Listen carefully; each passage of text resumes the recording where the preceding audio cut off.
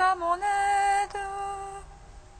Seigneur, viens à mon secours. Gloire au Père, au Fils, au Saint-Esprit, maintenant et toujours. Dans le ciel, que le ciel l'enveille. Alléluia. Viens, Esprit Saint, Illumine nos cœurs, emlis-nous de ta paix. En nous murmure.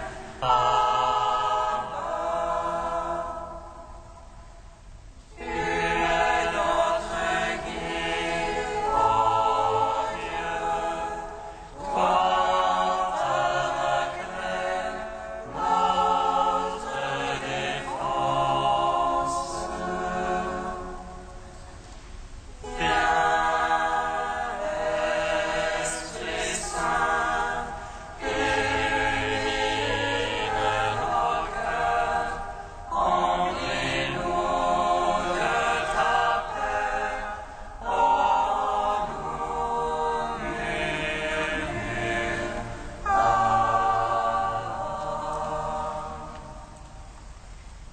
Béni sois-tu, Seigneur, pour ton Église, vivante et sainte. Alléluia. Béni sois-tu, Seigneur, pour ton Église, vivante et sainte. Alléluia. On les cieux les apôtres de l'agneau. Alléluia. Béni sois-tu, Seigneur, pour ton Église, vivante et sainte. Alléluia.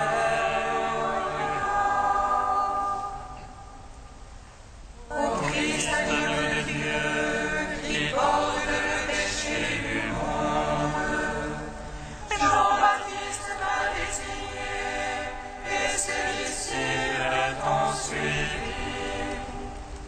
Tu as aimé André, et lui as dit, viens et vois.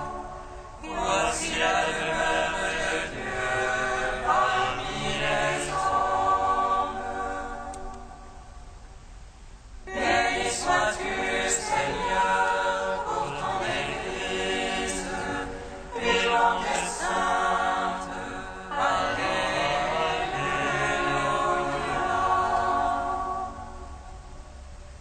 Au matin, il a conduit son frère auprès de toi. Dans le désert, il t'a prié pour la foule affamée. Apôtre de la croix, il t'a suivi jusqu'à la mort. Il t'a donné sa vie, c'est le plus grand amour. Béni sois-tu, Seigneur, pour ton Église, vivante et sainte. Alléluia.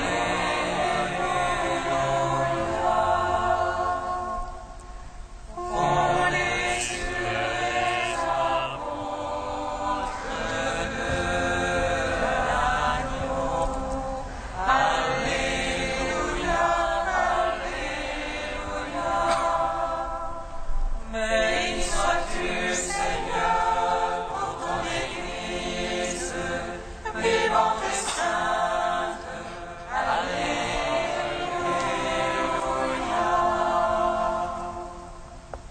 Psaume 118, strophe 4.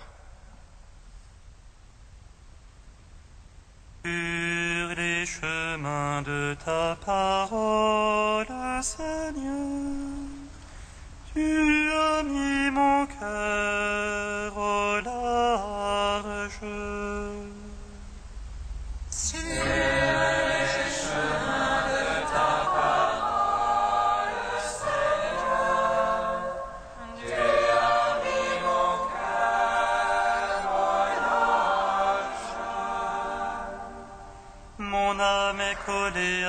poussière. Vivifie-moi selon ta parole.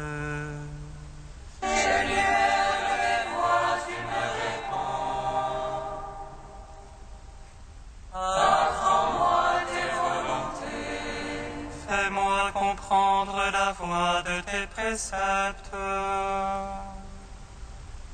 Je méditerai sur tes merveilles.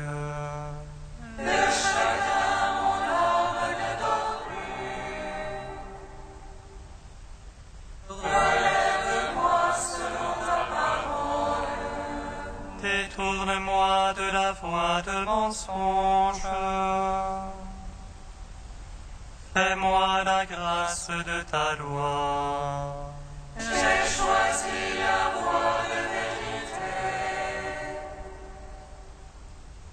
J'ai désiré tes jugements. Je me tiens collé à ton témoignage. Seigneur, ne me déçois pas. Je cours sur la voie de tes ordres. Ah, tu as mis mon cœur au large. Gloire au Père, au Fils, au Saint-Esprit. Pour les siècles des siècles, Amen. Sur les chemins de ta parole, Seigneur, tu as mis mon cœur au large. Psaume 125. Nous vous annonçons cette vie éternelle qui était auprès du Père et nous est apparue.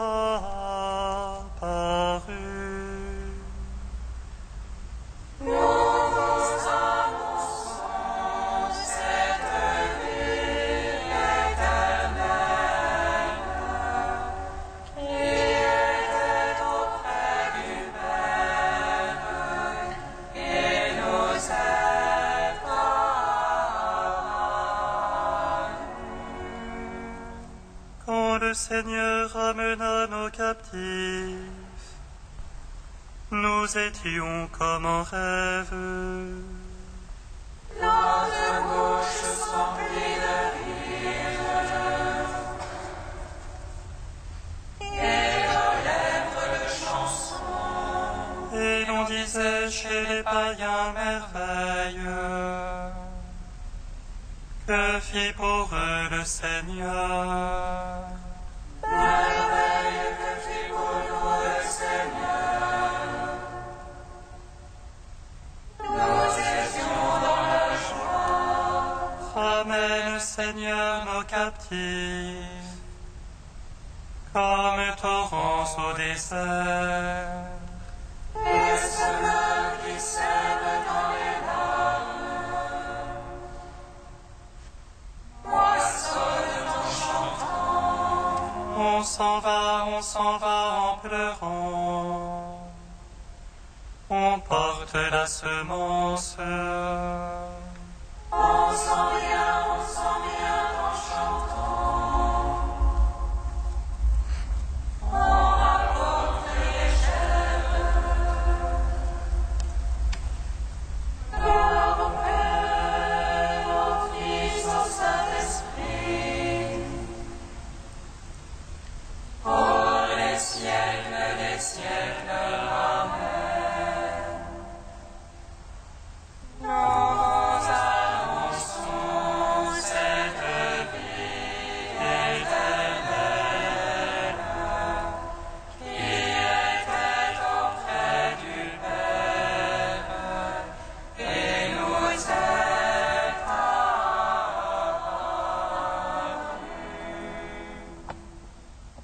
Psaume 127. Heureux qui craint le Seigneur, et marche en ses voies.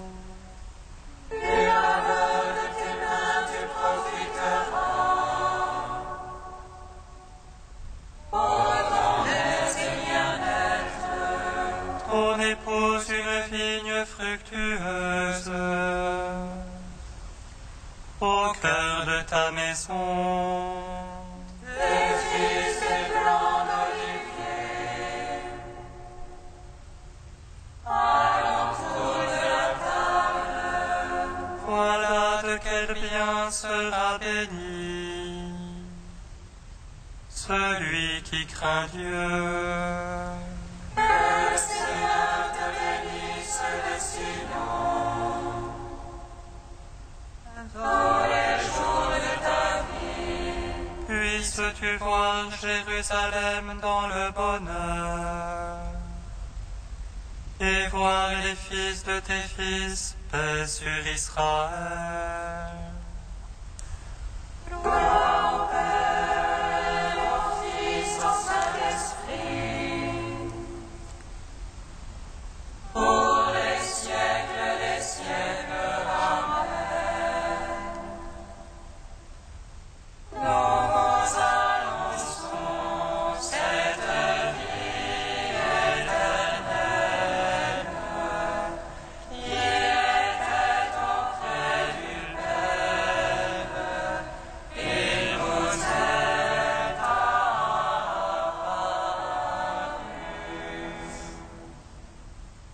Cantique de Baruch, page 320. Jérusalem, regarde vers l'Orient, vois la joie qui te vient de Dieu. Tes fils reviennent sur l'ordre du Saint, ils jubilent de la gloire de Dieu. Jérusalem, quitte ta robe de tristesse et de misère, révèle pour toujours la beauté de la gloire de Dieu. Prends la tunique de sa justice, mets sur la tête son diadème de gloire. Car le Seigneur veut montrer ta splendeur partout sous le ciel. Ton nom sera de par Dieu pour toujours, paix de la justice et gloire de la piété. Lève-toi, Jérusalem, tiens-toi sur la hauteur, vois tes enfants rassemblés durant ton chant. Il t'avait quitté à pied captif, Dieu les ramène glorieusement comme des enfants royaux. Car Dieu a décidé d'abaisser montagnes et collines, de combler les vallées pour aplanir la terre, afin qu'Israël chemine en sécurité sous la gloire de Dieu. Car Dieu guidera Israël dans la joie, à la lumière de sa gloire. Lui donnant pour escorte sa miséricorde et sa justice. Rends gloire au Père Tout-Puissant, à son Fils Jésus-Christ le Seigneur, à l'Esprit qui habite en nos cœurs, pour les siècles des siècles. Amen.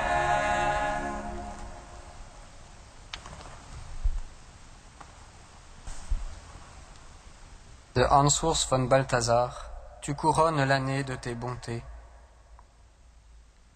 Dans notre étrange situation entre la résurrection qui est déjà intervenue et le jugement qui est devant nous, il existe certains repères, des signalisations, des indicateurs, des signes de reconnaissance. Reconnaissez-y que l'été est proche. Parlons en images. Toute l'atmosphère de l'histoire humaine montre que les aiguilles de l'horloge du monde avancent. Nous sentons bien qu'il est plus tard que nous ne le pensions, que nous l'aurions voulu. Nous laissons derrière nous pour toujours beaucoup de belles choses, beaucoup de questions non résolues, et nous pouvons prévoir à peu près les chemins de l'histoire qui sont encore devant nous. Les chemins de la technique, les chemins des concentrations du pouvoir, de l'utilisation de la violence, même si ce n'était que pour survivre. L'humanité apprendra difficilement à éviter ce qu'elle sait faire, car elle comporte trop de têtes pensantes. Et parce que, en dehors des chemins de Jésus-Christ, les chemins de l'histoire apparaîtront de moins en moins sensés, quoi qu'on fasse, auront lieu de plus en plus souvent des explosions dues à ce sentiment d'absurdité, comme si on pouvait véritablement transformer les hommes en troupeaux de moutons qui ne voient pas plus loin que le brin d'herbe le plus proche. Nous élaborons de nos jours fiévreusement des plans pour survivre simplement encore un temps, pour que la moitié de l'humanité ne meure pas très vite de faim, pour ne pas que nous étouffions, l'air étant devenu irrespirable, ou que nous soyons empoisonnés par les mers devenues puantes et par les rivières polluées. Et malgré cela, nous planifions tout aussi fiévreusement comment nous pourrions nous entredétruire avec des armes toujours plus terrifiantes. Dès que les rameaux du figuier deviennent tendres et que poussent ses feuilles, vous reconnaissez que l'été est proche. De même, vous aussi, quand vous verrez arriver tout cela, sachez que la fin est proche, qu'elle est à vos portes. Elle est à la porte imprévisible. Elle peut frapper à chaque instant, maintenant ou plus tard. L'essentiel est d'être prêt.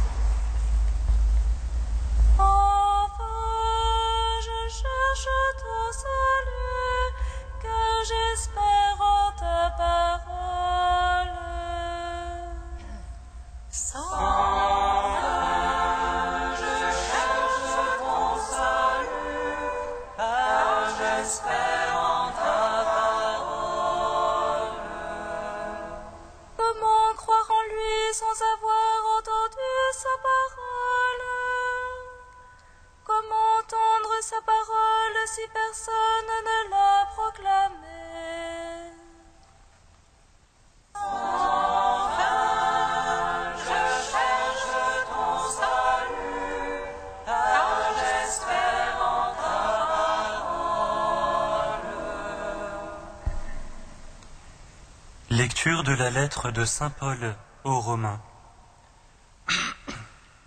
Si tu affirmes de ta bouche que Jésus est Seigneur, si tu crois dans ton cœur que Dieu l'a ressuscité d'entre les morts, alors tu seras sauvé. Celui qui croit du fond de son cœur devient juste. Celui qui de sa bouche affirme sa foi parvient au salut. En effet, l'Écriture dit, lors du jugement, aucun de ceux qui croient en lui n'aura à le regretter. Ainsi, entre les Juifs et les païens, il n'y a pas de différence. Tous ont le même Seigneur, généreux envers tous ceux qui l'invoquent. Il est écrit en effet, tous ceux qui invoqueront le nom du Seigneur seront sauvés. Or, comment invoquer le Seigneur sans avoir d'abord cru en lui? Comment croire en lui sans avoir entendu sa parole? Comment entendre sa parole si personne ne l'a proclamée? Comment proclamer sans être envoyé?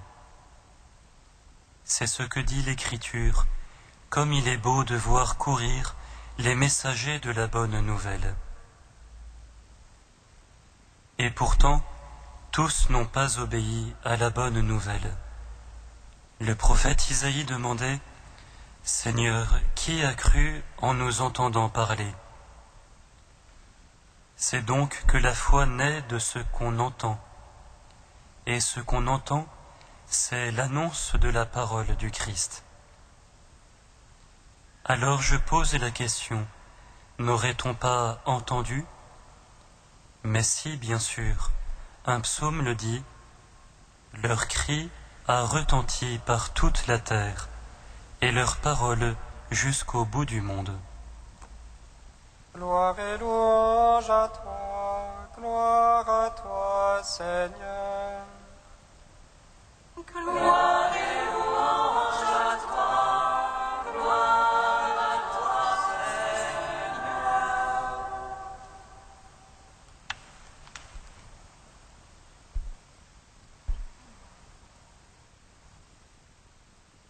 L'Église, à quoi ça sert?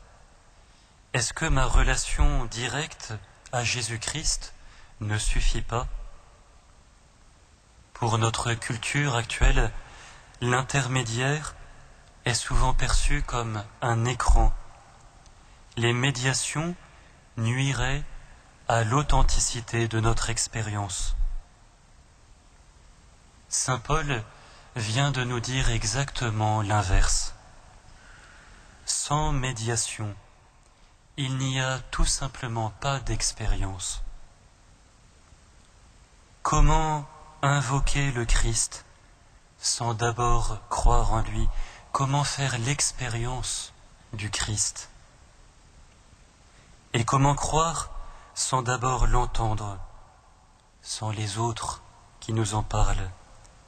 Comment entendre sans prédicateur? Et comment prêcher sans d'abord être envoyé?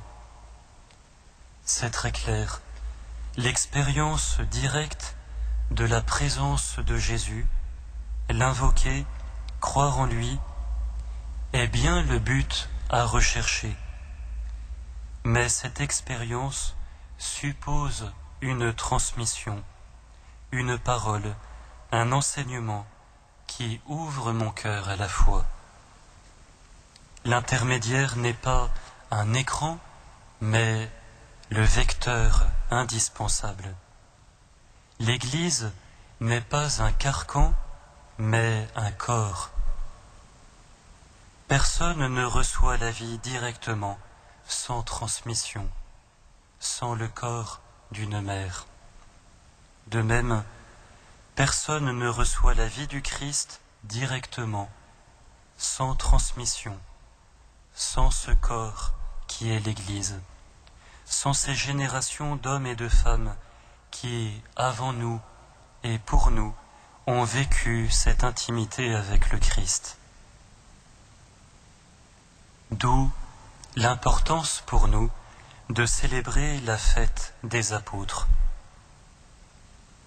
Ils sont ces premiers vecteurs, ils sont comme ces premières artères qui relient le cœur du Christ à notre cœur, comme les artères qui relient le cœur d'une mère au cœur de l'enfant qu'elle porte.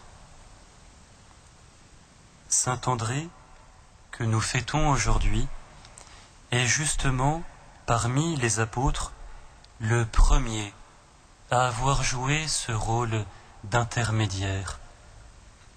C'est lui qui conduit Pierre à Jésus. Il est le premier appelé. Jésus a eu très explicitement l'intention de passer par un homme, par des hommes, par une communauté humaine, pour nous rejoindre chacun personnellement. Nous ne pouvons pas gommer ce choix du Christ. Il a créé l'Église. Choix risqué, choix impressionnant, choix tellement révélateur d'un Dieu qui n'a pas peur de passer par la fragilité de l'homme. Amen.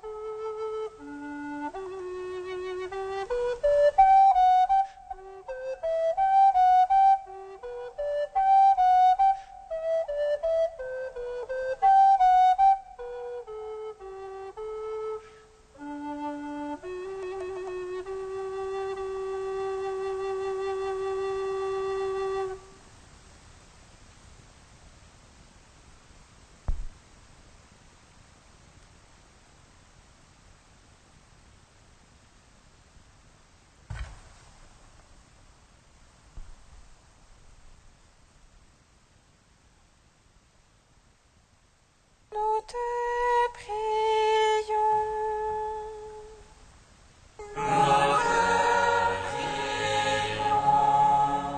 Seigneur, en ce jour de la fête de Saint-André, nous te prions pour tous les enfants victimes de la guerre ou de la haine, qu'ils puissent découvrir l'amour sur lequel bâtir leur vie.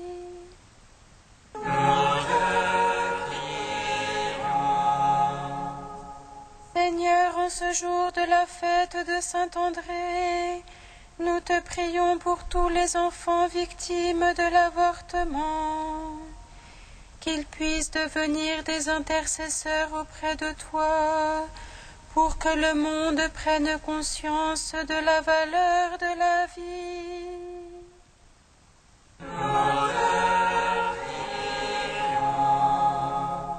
Seigneur, en ce jour de la fête de Saint-André, nous te prions pour tous les enfants malades ou handicapés, qu'ils puissent être accueillis et accompagnés par tout l'amour dont ils ont besoin.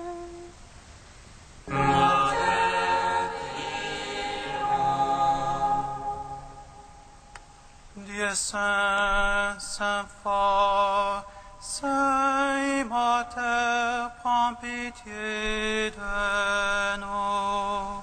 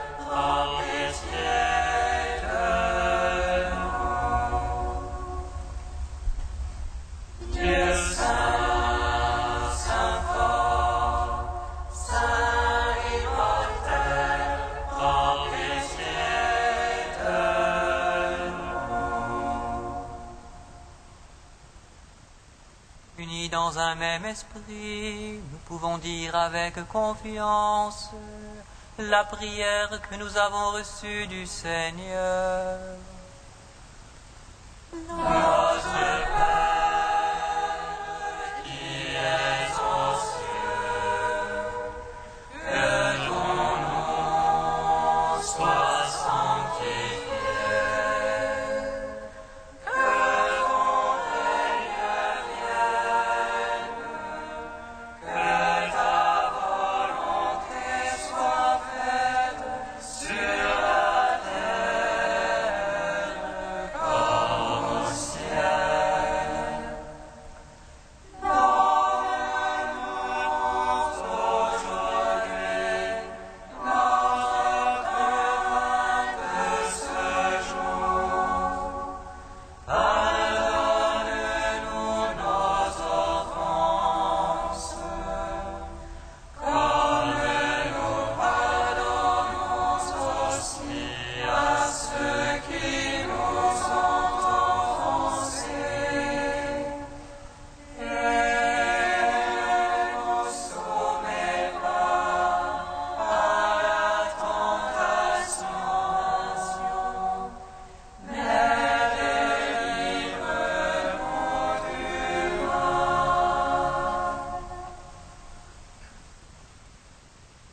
Seigneur, Maître du monde, nous te supplions humblement, permets que l'apôtre saint André, après avoir évangélisé et guidé ton Église, ne cesse d'intercéder pour nous. Par Jésus-Christ, ton Fils, notre Seigneur et notre Dieu, qui règne avec toi et le Saint-Esprit, maintenant et pour les siècles des siècles. Amen. Bénissons le Seigneur.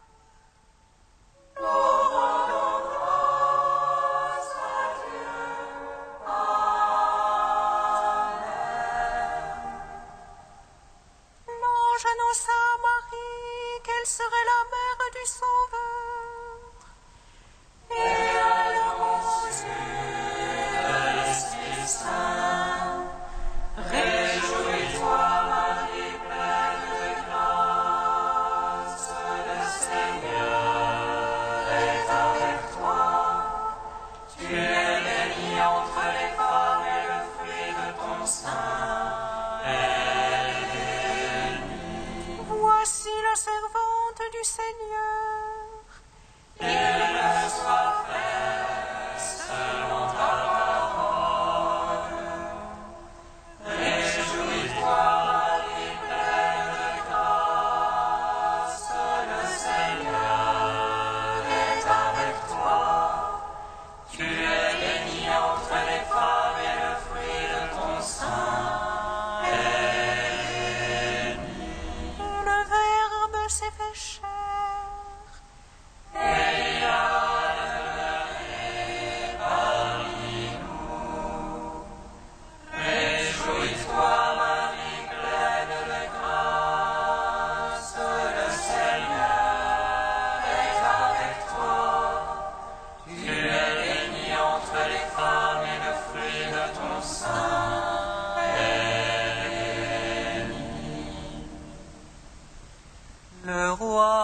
ton bien-aimé désire ta beauté, ô Marie.